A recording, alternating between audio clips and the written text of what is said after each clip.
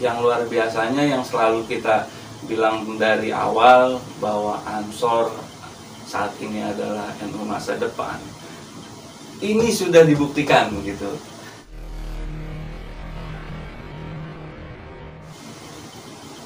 Assalamualaikum warahmatullahi wabarakatuh. Waalaikumsalam warahmatullahi wabarakatuh. Selamat malam sahabat-sahabat, bertemu kembali bersama kita, pimpinan anak cabang Gerakan Pemuda Ansor PJ Kota Depok.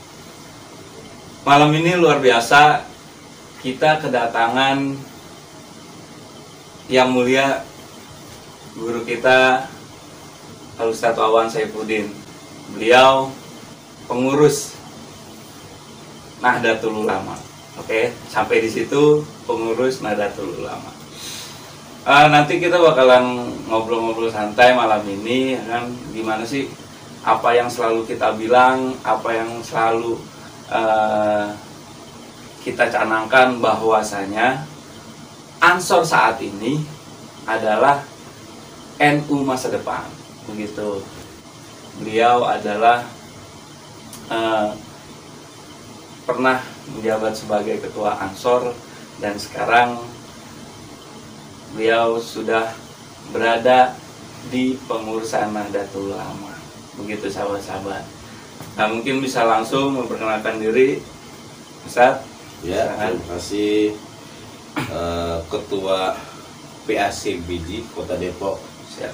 Sahabat saya David Murai, alhamdulillah bisa berkunjung ke markasnya di BJ.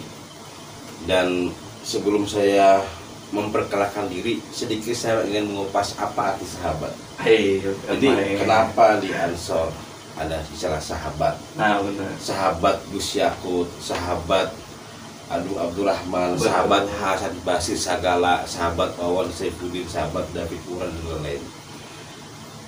Karena kata sahabat itu menunjukkan kedekatan. Benar-benar. Jadi nggak ada namanya sahabat saling marah-marahan. Kalaupun sahabat saling marah-marahan cukup 3 hari. Karena sahabat itu ialah teman sejati. Makanya insya Allah semua anggota Ansor ya, di seluruh Indonesia itu seperti saudara, lebih daripada saudara. Nah, kembali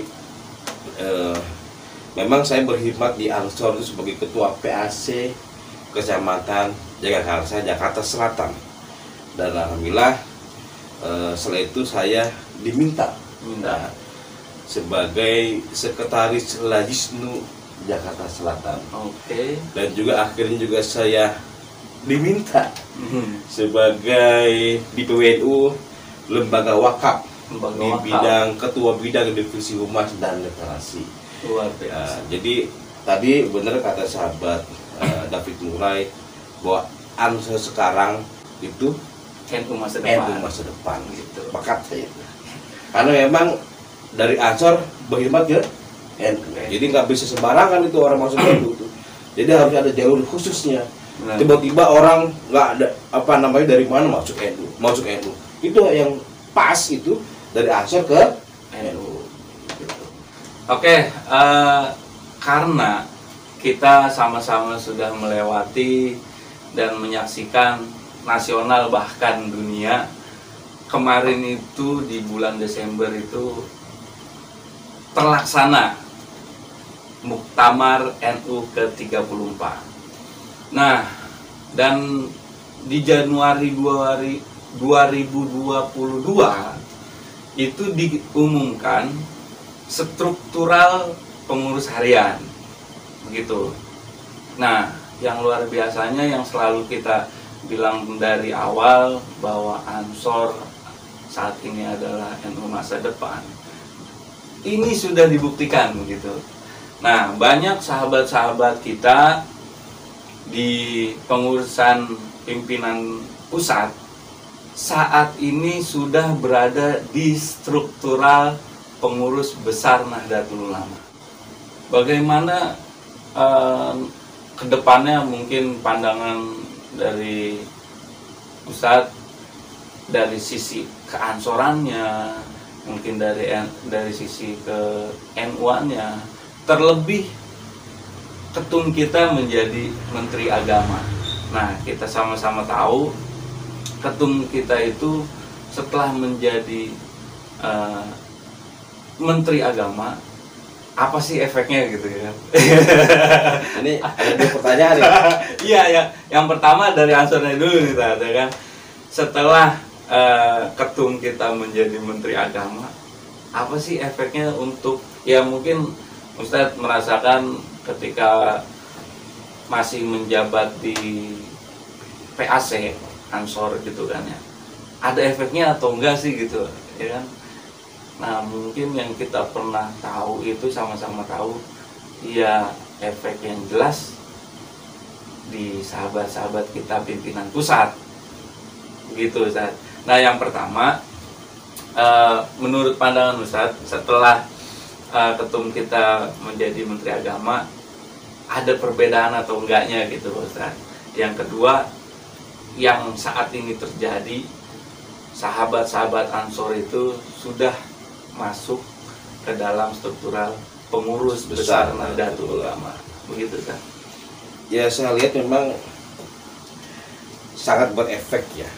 Jadi saya ingat ini ketika Gus Yakut, ketum kita pertama kali menjadi menteri, Gusmen, Gusmen. Disitulah ada momentum kira-kira setahun yang lalu. Betul, tepat. Setahun yang lalu, nah, ada tweetan ini sedikit saya cerita sedikit. Ada tweetan Said Didu itu. Oh, Said Didu. Wah, itu menarik itu, Ustaz. Iya. Ya, saya ingat itu, Ustaz. Kalau nggak salah Ustadz Wawan, tapi nggak membawa nama Ansor. Ya kan? Dengan lantang, dengan berani melaporkan Said Didu itu. Gimana tuh? Jadi memang ketika kita kan punya Twitter. Betul. Ya, Ansor itu harus punya Twitter, harus bermain di medsos. Harus itu. Ya, jadi ketika saya lihat tweetannya Said Didu itu, jadi kalau nggak salah Jokowi mengangkat Gus Yakut untuk gebuk orang Islam, orang Muslim, gitu. Untuk gebuk orang Muslim. Nah, itu langsung saya merasa sebagai kader Ansor gitu. Saya bukan ngelihat Jokowinya malah, karena saya kader Ansor, saya lihat Gus Yakut, marah Gus Yakut harus saya jaga. Cuman memang ini harus buru-buru dilaporkan. Karena misalnya harus lewat jalur Ansor, kelamaan tuh. Iya. Harus izin ke cabang, harus izin ke wilayah. Sebenarnya begitu. Takut nanti ceritanya dihapus gitu. Akhirnya hari itu pagi itu langsung saya laporkan ke Mabes gitu kan, atas nama pribadi. Singkat cerita, akhirnya saya dipanggil oleh Gus Yakut. Beliau itu baru jadi menteri pertama, dan sebagai menteri pertama, menteri agama itu datang ke pimpinan Ansor pusat. Oh gitu, iya paham. Jadi sekaligus syukuran beliau. Jadi Menteri Agama pertama kalinya datang ke pimpinan pusat. Iya, pimpinan. Saya dipanggil sama Gus Yakut, gitu kan. Saya cerita sama beliau, langsung beliau mengatakan, hebat Wawan. Tapi kita ini orang Muslim yang Nahdlatul Ulama. Kita harus maafkan Said Didu. Kita tunjukkan bahwa kita maafkan, semua kita maafkan. Gitu. Jadi akhirnya singkat cerita lapor saya cabut. Yang itu saya cerita ketika Gus Yakut jadi menteri. Yang kedua memang efeknya beliau jadi menteri agama, bagi saya beliau itu bukan hanya menteri agama untuk orang Muslim, tapi menteri agama untuk semua agama. Gitu. Sepakat ya? Iya. Dan itu akhirnya orang-orang non-Muslim merasa bukan terlindungi, ternaungi, terayomi, gitu kan? Itu saya lihat, karena saya juga pernah bicara dengan orang non-Muslim ketika Gus Yakut diangkat sebagai menteri agama, mereka merasa sangat bersyukur. Gitu. Oke. Nah, ketika itu kan efek untuk global. Nah, apa yang Ustadz rasain ketika ketum kita sudah menjadi menteri agama, kita sebagai pengurus ya kan, sebagai pimpinan anak cabang, pimpinan anak cabang itu kan ya benar-benar bersentuhan langsung dengan masyarakat gitu kan. Ya kan, pastilah gitu kan ada ada pro kontra dan juga mungkin wah sekarang enak ya jadi Ansor gitu, udah jadi Menteri Agama udah enak dong kan gitu ya. Nah itu apa yang Ustadz, pengalaman Ustadz ketika masih duduk di pimpinan cabang? Saya bisa melihat ada dua hal. Pertama, hal yang pertama tentu kita bangga ketika ada ketum kita, kader Ansor menjadi Menteri Agama. Dan itu menjadi banoril. Wah, enak nih dapat fasilitas ini gitu. Tapi kalau saya melihatnya sebagai ketua anak cabang, ya tidak ada merasakan apapun fasilitas. Betul. Dan itu hal yang pertama. Dan hal yang kedua, ya wajar-wajar aja bagi saya bahwa sebenarnya beliau bukan hanya milik Ansor gitu. Betul. Jadi kalau beliau punya fasilitas sebagai Menteri Agama, ya semua difasilitasi. Gitu. Mungkin ya jadi, wah enak nih jadi Ansor ini dapat fasilitas, jadi umroh gratis, apa dapat apa gitu kan. Saya sebagai ketua anak cabang pada waktu itu, ya nggak merasakan apa-apa. Cuma saya merasa bersyukur, ya ada kader Ansor, terutama kutub kita Gus Yakut menjadi Menteri Agama. Saat ini saya masih belum merasakan efek misalnya apa, tapi nggak apa-apa gitu kan. Itu menunjukkan bahwa Ansor, Gus Yakut ini sebagai Menteri Agama punya semua umat, punya apa namanya semua golongan. Gitu jadi artinya itu beliau nggak mentang-mentang ya? Nggak mentang-mentang dari Ansor menjadi Menteri Agama terus memanjakan, memfasilitasi ya kan, apa-apa harus Ansor, ternyata enggak gitu ya, enggak. Kan? Jadi jangan digambarkan teman-teman yang lain gitu ya. Iya betul. Apakah minham lah saya gitu. Wah, lu apa namanya dapat fasilitas KKN dan sebagainya. Enggak. Dan saya juga merasakan gitu. Saya sebagai ketua BEM gimana gitu kan, merasakan enggak? Dapat fasilitas itu. Sangat nggak merasakan begitu ya kan. Ya mungkin ya pernah kita menjadi ring satunya beliau saat beliau pertama kali menjadi Menteri Agama ya kan. Ya hanya sekilas gitu kan ya. Terlebih untuk pimpinan anak cabang nggak ada, justru malah kita selalu yang tadi kita bilang ya kan, banyak orang di luar gitu, artinya di luar bukan kader Ansor itu selalu menilai, bahkan gini Ustaz, bukan cuma yang luar Ansor ya, jadi artinya orang-orang NU pun gitu nyangka kita itu di Ansor, wow udah enak nih ya kan? Ansor anak surga gitu. Iya kan? Padahal enggak gitu sahabat-sahabat. Yang terjadi yang kita rasakan mungkin di wilayah lain kita nggak pernah tahu. Nah tapi yang kita rasakan khususnya di Beji dan di Jagakarsa, Jakarta Selatan itu nggak memberikan efek apa-apa gitu ya. Malah sekarang saya lagi berpikir. Selepas saya jadi ketua Ansor, itu kan saya berkhidmat di NU. Saya berpikir bagaimana sahabat-sahabat kita di Ansor atau di Bansor ini bisa hidup secara ekonomi. Nah rencana saya nih, ini bukan promosi nih. Iya. Saya lagi cari modal ya kan, bagaimana buat apa mempekerjakan diri saya, mempekerjakan teman-teman Ansor ya. Itu lagi berpikir ke sana saya. Ini kayak Beji nih, buka warung bisa Beji ya kan. Itu kan jangan makan itu. Dapat uang dari Gus Yakut nggak? Sama sekali enggak. Ya kan? Jangan kan dapat uangnya langsung gitu ya kan. Ya harap ternyata kata orang, wah Beji sekarang udah punya sekretariat, udah punya bidang usaha, ya kan. Wah berarti dapat modal tuh. Seenggaknya dapat modal, wah dapat jaringan tuh bantuan-bantuan ini.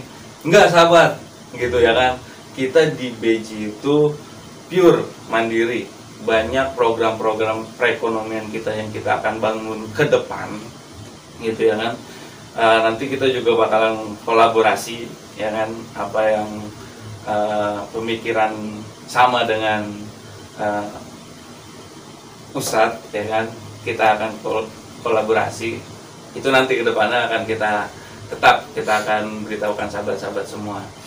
Nah Oke, terlebih dari itu semua, sekarang mungkin kita ke topik yang kedua, Ustadz, ya kan? Menurut pandangan Ustadz nih, ya kan? Menurut pandangan Ustadz, setelah struktural PBNU yang baru ini, ansor-ansor sudah banyak, menurut saya banyak, karena lebih dari 5, ya kan? Lebih, bahkan yang setahu saya itu lebih dari 10. Itu banyak ansor itu sudah berada di struktural pengurus besar Nahdlatul Ulama, itu PBNU, begitu Ustaz. Nah, mungkin Ustaz punya pandangan sendiri atau ada harapan di situ, ya kan? Memang saya melihat satu hal dan dua hal kembali. Tuh. Ada yang mengatakan itu kok ansor yang masih muda-muda masuk ke pengurus besar Nahdlatul Ulama. Bener. Ada bicara begitu, ya kan? Karena saya pribadi menganggapnya gitu, waduh, ini ansor masih muda pada masuk nih. Terus yang kiai-kiai kita yang di daerah gitu, kebagian tempat gak sih gitu kalau gitu ya? Iya, betul. Nah, memang kalau kita melihat sisi positifnya. Jadi saya bilang tadi ansor hari ini adalah NU masa depan. Jadi, ya kayak saya nih, ya kan, saya sudah berkhidmat di Ansor, di Ketua PAC, sekarang saya masuk ke lembaga di NU di Selatan dan di PWNU gitu. Artinya ketika kita berkhidmat diminta, ya kan, maka disitulah kita harus mengeluarkan semua kreativitas kita, bagaimana kita berkhidmat bukan besar Nahdlatul Ulama, ya kan? Bagaimana menjaga Nahdlatul Ulama tetap eksis di Indonesia ini. Jadi dengan harapan dengan banyaknya sahabat-sahabat kita di Nahdlatul Ulama kepengurusan besar itu biar lebih kencang lagi itu jalannya NU, ya kan? Bahwa ketika anak muda berkreativitas, ya, ada hal-hal yang baru mungkin gitu.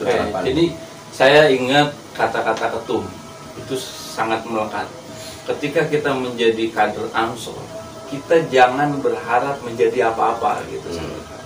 Tapi kita harus mempersiapkan ketika negara ini membutuhkan kita, ya, termasuk mungkin dari sisi pemerintahan, dari sisi terlebih di pengurusan Nahdlatul Ulama, ya kan, kita harus mempersiapkan diri kita, begitu saja. Betul. Nah, memang ketika tadi Ustadz bilang, ya memang PBNU itu membutuhkan anak muda. Nah, kita pernah, Ustadz, kita berkunjung ke PBNU, ternyata memang di dalamnya itu sangat membutuhkan anak muda, ya kan? Ya pernah kita teringat mengurus, ya kan, sahabat kita yang dari Blitar untuk mewakafkan, ya kan, itu betul. Kita sangat berasa gitu kan, Tat, ya, kita sangat berasa, wah iya ternyata PBNU ini sangat butuh anak muda nih, ya kan, yang harus yang benar-benar bergerak cepat, gitu kan. Oke.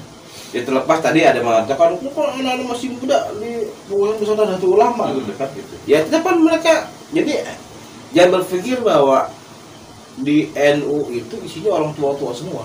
Iya. Ya harus ada combine gitu. Benar.